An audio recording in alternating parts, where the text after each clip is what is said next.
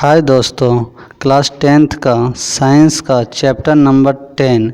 इस अध्याय का नाम है प्रकाश परावर्तन तथा अपवर्तन के ऑब्जेक्टिव क्वेश्चन और आंसर। क्वेश्चन नंबर पहला, निर्वात में प्रकाश की चाल कितनी है? तो आंसर 3 × 10⁸ मीटर पर सेकेंड। क्वेश्चन नंबर दूसरा, प्रकाश के परावर्तन के कितने नियम है? तो आंसर 2। अब हम लोग समझते हैं कि प्रकाश के परावर्तन क्या है। जब प्रकाश की किरण किसी चिकने सतह से टकराकर वापस लौटने की घटना को प्रकाश का परावर्तन कहते हैं। क्वेश्चन नंबर तीसरा, प्रकाश के अपवर्तन के कितने नियम हैं? तो इसका भी आंसर है 2। अब हम लोग जानते हैं कि प्रकाश का अपवर्तन क्या है। जब प्रकाश एक माध्यम से दूसरे माध्यम में प्रवेश करता है तब प्रकाश की दिशा में परिवर्तन को प्रकाश का अपवर्तन कहते हैं। क्वेश्चन नंबर 4, आपतन कोण परावर्तन कोण होता है? आंसर बराबर।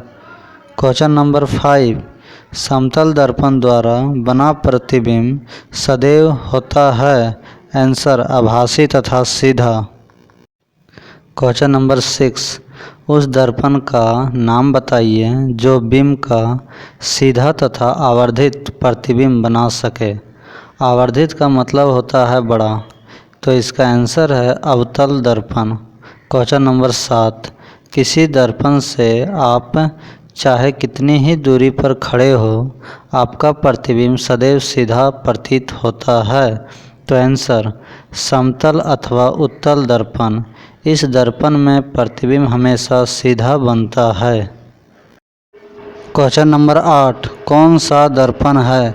तो आंसर चित्र में जो छपा है वह अवतल दर्पण है। क्वेश्चन नंबर 9, कौन सा दर्पण है? तो चित्र में छपा हुआ उत्तल दर्पण है।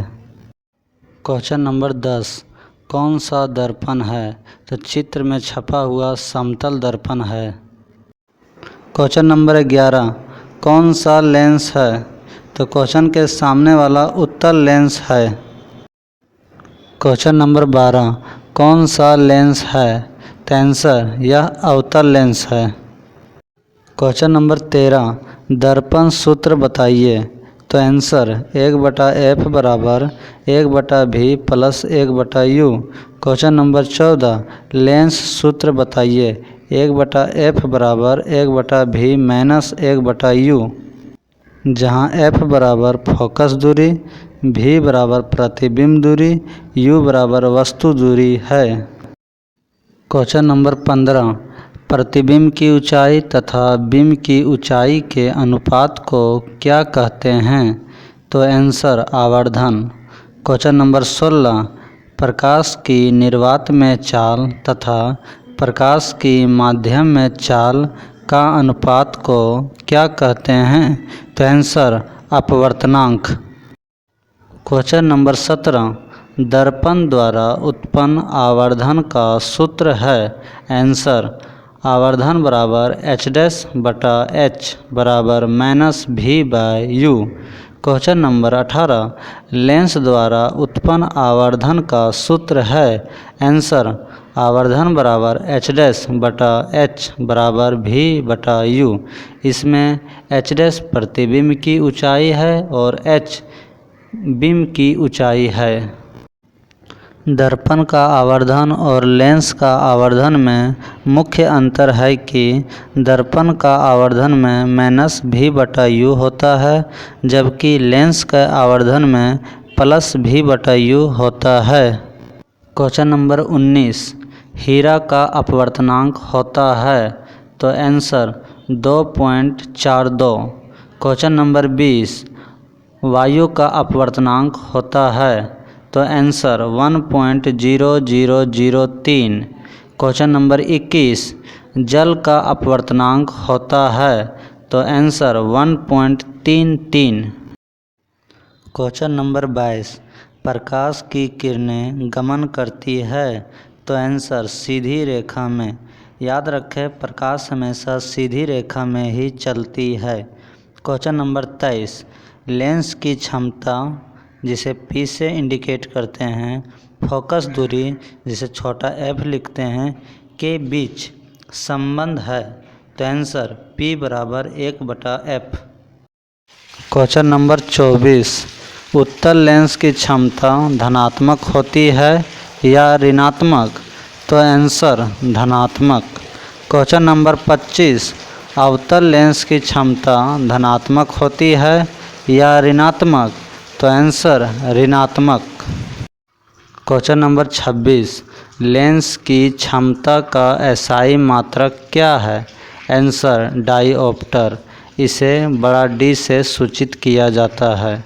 क्वेश्चन नंबर 27, आवर्धन का मान में ऋणात्मक चिन्ह क्या दर्शाता है? तो आंसर प्रतिबिंब वास्तविक तथा उल्टा। अगर आवर्धन का मान माइनस आया हो तो प्रतिबिंब हमारा उल्टा बनेगा। क्वेश्चन नंबर 28, आवर्धन का मान में धनात्मक चिन्ह क्या दर्शाता है? तो आंसर प्रतिबिंब आभासी तथा सीधा। अगर आवर्धन का मान प्लस में है तो प्रतिबिंब सीधा बनेगा।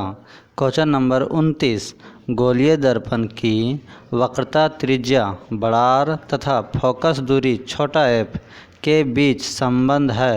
तो आंसर f बराबर R/2 या R बराबर 2f।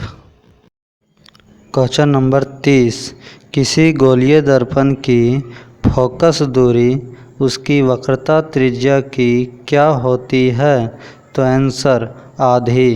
क्वेश्चन नंबर 31, किसी गोलीय दर्पण की वक्रता त्रिज्या उसकी फोकस दूरी की क्या होती है? तो आंसर 2 गुनी।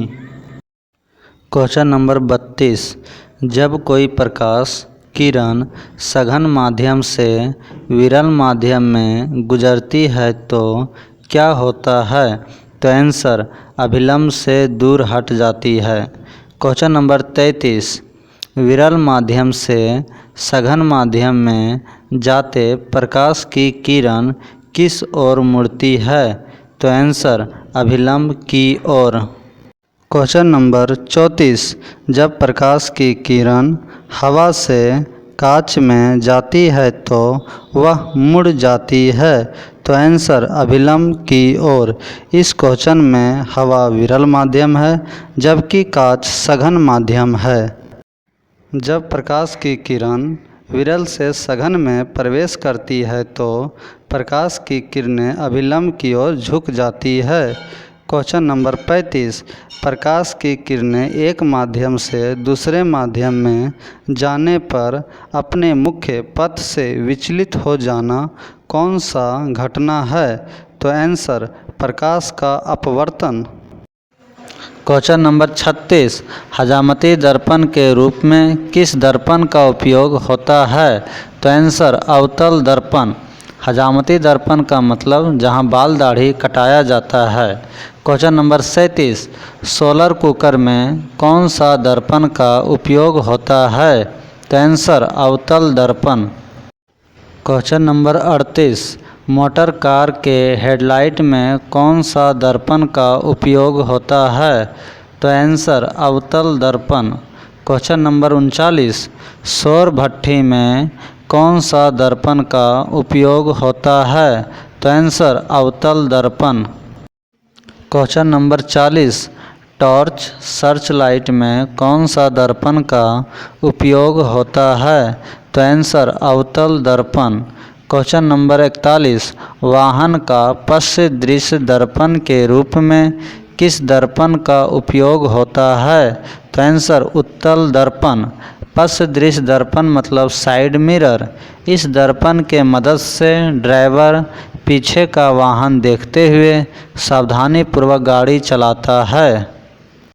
क्वेश्चन नंबर 42, आपतित प्रकाश की किरण दर्पण से परावर्तन के बाद किस बिंदु को प्रतिच्छेद करती है?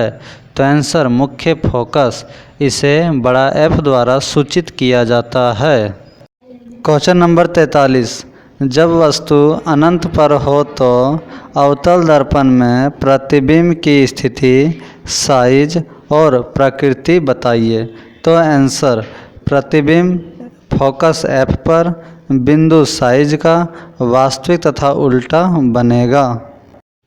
क्वेश्चन नंबर 44, जब वस्तु C से परे हो तो, परे का मतलब पहले, मतलब वस्तु C से पहले हो तो अवतल दर्पण में प्रतिबिंब की स्थिति, साइज और प्रकृति बताइए।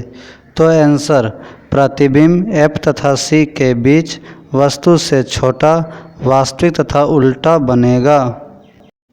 क्वेश्चन नंबर 45, जब वस्तु C पर हो तो अवतल दर्पण में प्रतिबिंब की स्थिति, साइज और प्रकृति बताइए। तो आंसर प्रतिबिंब C पर समान साइज का, वास्तविक तथा उल्टा बनेगा। क्वेश्चन नंबर 46, जब वस्तु C तथा F के बीच हो तो अवतल दर्पण में प्रतिबिंब की स्थिति, साइज और प्रकृति बताइए। तो आंसर प्रतिबिंब C से परे, परे का मतलब पहले, वस्तु से बड़ा, वास्तविक तथा उल्टा बनेगा। क्वेश्चन नंबर 47, जब वस्तु F पर हो तो अवतल दर्पण में प्रतिबिंब की स्थिति, साइज और प्रकृति बताइए। तो आंसर प्रतिबिंब अनंत पर, वस्तु से अत्यधिक बड़ा, वास्तविक तथा उल्टा बनेगा। क्वेश्चन नंबर 48, जब वस्तु P तथा F के बीच हो तो अवतल दर्पण में प्रतिबिंब की स्थिति, साइज और प्रकृति बताइए। तो आंसर प्रतिबिंब दर्पण के पीछे, वस्तु से बड़ा, आभासी तथा सीधा बनेगा। अवतल दर्पण में 6 स्थितियों में सिर्फ P तथा F के बीच ही प्रतिबिंब सीधा बनता है, बाकी सभी में प्रतिबिंब उल्टा बनता है। क्वेश्चन नंबर 49, जब वस्तु अनंत पर हो तो उत्तल दर्पण में प्रतिबिंब की स्थिति, साइज और प्रकृति बताइए। तो आंसर प्रतिबिंब फोकस F पर, दर्पण के पीछे बिंदु साइज का, आभासी तथा सीधा बनेगा। याद रखें, उत्तल दर्पण में प्रतिबिंब हमेशा सीधा बनता है। क्वेश्चन नंबर 50, जब वस्तु अनंत तथा दर्पण के ध्रुव P के बीच हो तो उत्तल दर्पण में प्रतिबिंब की स्थिति, साइज और प्रकृति बताइए। तो आंसर प्रतिबिंब P तथा F के बीच, दर्पण के पीछे, वस्तु से छोटा, आभासी तथा सीधा बनेगा। क्वेश्चन नंबर 51, जब वस्तु अनंत पर हो तो उत्तल लेंस में प्रतिबिंब की स्थिति, साइज और प्रकृति बताइए। तो आंसर प्रतिबिंब फोकस F2 पर, बिंदु साइज का, वास्तविक तथा उल्टा बनेगा। क्वेश्चन नंबर 52, जब वस्तु 2F1 से परे हो तो उत्तल लेंस में प्रतिबिंब की स्थिति, साइज और प्रकृति बताइए। तो आंसर प्रतिबिंब F2 तथा 2F2 के बीच, वस्तु से छोटा, वास्तविक तथा उल्टा बनेगा। क्वेश्चन नंबर 53, जब वस्तु 2F1 पर हो तो उत्तल लेंस में प्रतिबिंब की स्थिति, साइज और प्रकृति बताइए। तो आंसर प्रतिबिंब 2F2 पर समान साइज का, वास्तविक तथा उल्टा बनेगा। क्वेश्चन नंबर 54, जब वस्तु F1 तथा 2F1 के बीच हो तो उत्तल लेंस में प्रतिबिंब की स्थिति, साइज और प्रकृति बताइए। तो आंसर प्रतिबिंब 2F2 से परे, वस्तु से बड़ा, वास्तविक तथा उल्टा बनेगा। क्वेश्चन नंबर 55, जब वस्तु फोकस F1 पर हो तो उत्तल लेंस में प्रतिबिंब की स्थिति, साइज और प्रकृति बताइए। तो आंसर प्रतिबिंब अनंत पर, वस्तु से अत्यधिक बड़ा, वास्तविक तथा उल्टा बनेगा। क्वेश्चन नंबर 56, जब वस्तु फोकस F1 तथा प्रकाशिक केंद्र O के बीच हो तो उत्तल लेंस में प्रतिबिंब की स्थिति, साइज और प्रकृति बताइए। तो आंसर प्रतिबिंब जिस ओर बिंब है लेंस के उसी ओर वस्तु से बड़ा, आभासी तथा सीधा बनेगा। क्वेश्चन नंबर 57, जब वस्तु अनंत पर हो तो अवतल लेंस में प्रतिबिंब की स्थिति, साइज और प्रकृति बताइए। तो आंसर प्रतिबिंब फोकस F1 पर बिंदु साइज का आभासी तथा सीधा बनेगा। क्वेश्चन नंबर 58, जब वस्तु अनंत तथा लेंस के प्रकाशिक केंद्र O के बीच हो तो अवतल लेंस में प्रतिबिंब की स्थिति, साइज और प्रकृति बताइए। तो आंसर प्रतिबिंब फोकस F1 तथा प्रकाशिक केंद्र O के बीच वस्तु से छोटा, आभासी तथा सीधा बनेगा। याद रखें, अवतल लेंस में प्रतिबिंब हमेशा सीधा बनता है और वस्तु से छोटा। क्वेश्चन नंबर 59, निम्न में से कौन सा पदार्थ लेंस बनाने के लिए प्रयुक्त नहीं किया जा सकता। तो ऑप्शन ए में है जल, बी में कांच, सी में प्लास्टिक, डी में मिट्टी।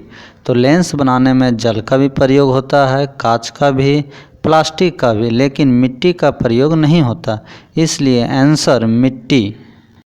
क्वेश्चन नंबर 60, किसी गोलीय दर्पण तथा किसी पतले गोलीय लेंस दोनों की फोकस दूरियां -15 सेंटीमीटर है। दर्पण तथा लेंस समभुता है तो अवतल दर्पण का फोकस दूरियां ऋणात्मक होती है और अवतल लेंस का भी फोकस दूरियां ऋणात्मक होती है, इसलिए आंसर दोनों अवतल।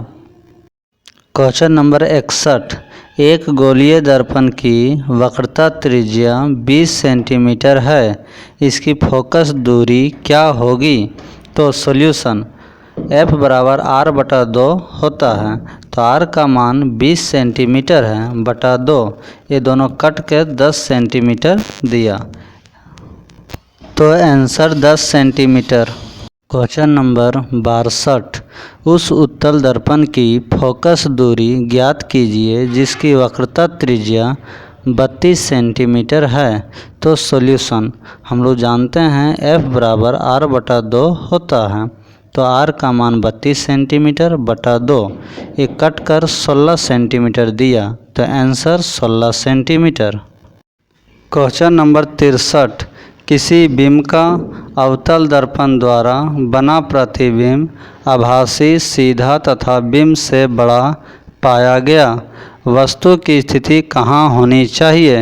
ऑप्शन ए मुख्य फोकस तथा वक्रता केंद्र के बीच, ऑप्शन बी वक्रता केंद्र पर, ऑप्शन सी वक्रता केंद्र से परे, ऑप्शन डी दर्पण के ध्रुव तथा मुख्य फोकस के बीच। तो आंसर डी दर्पण के ध्रुव तथा मुख्य फोकस के बीच। क्वेश्चन नंबर 64, किसी बिंब का वास्तविक तथा समान साइज का प्रतिबिंब प्राप्त करने के लिए बिंब को उत्तल लेंस के सामने कहाँ रखें। तो ऑप्शन ए लेंस का मुख्य फोकस पर, ऑप्शन बी फोकस दूरी की दुगुनी दूरी पर, ऑप्शन सी अनंत पर, ऑप्शन डी लेंस के प्रकाशिक केंद्र तथा मुख्य फोकस के बीच। तो आंसर बी फोकस दूरी की दुगुनी दूरी पर, जिसे 2f1 भी कहते हैं। क्वेश्चन 65, किस दर्पण में वास्तविक फोकस होता है। तो आंसर उत्तल दर्पण। यह क्वेश्चन 2023 एग्जाम में पूछा था। क्वेश्चन नंबर 66, यदि एक लेंस की क्षमता -2 डायोप्टर है, इसकी फोकस दूरी क्या है। तो option A 50 centimetre, option B -100 centimetre, option C -50 centimetre, option D 100 centimetre. अब सॉल्यूशन हम लोग जानते हैं कि P बराबर 1/F होता है, तो F बराबर 1/P होगा, इसलिए एक तो ठीक है, P का मान -2 डायोप्टर, -2 को x में भागा दिए तो -0.5 मीटर आया। मीटर को सेंटीमीटर में बदलने के लिए 100 से गुना करते हैं, 100 से जब गुना किया तो दिया -50 सेंटीमीटर, तो इसका आंसर -50 सेंटीमीटर होगा। यह क्वेश्चन भी 2023 साइंस के एग्ज़ाम में पूछा था।